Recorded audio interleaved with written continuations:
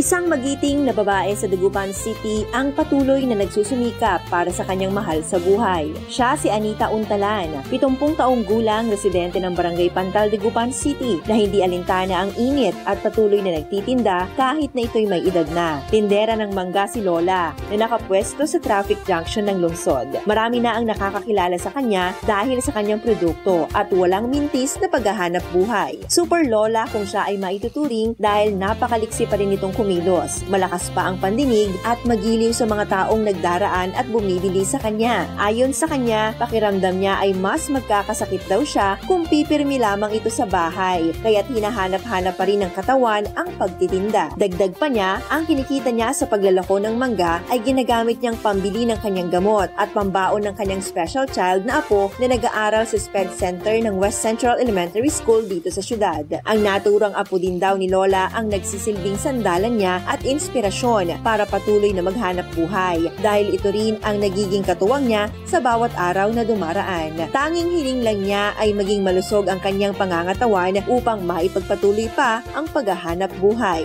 Yan ang ating good news. Ako po si Idol Maya, Tatak IFM.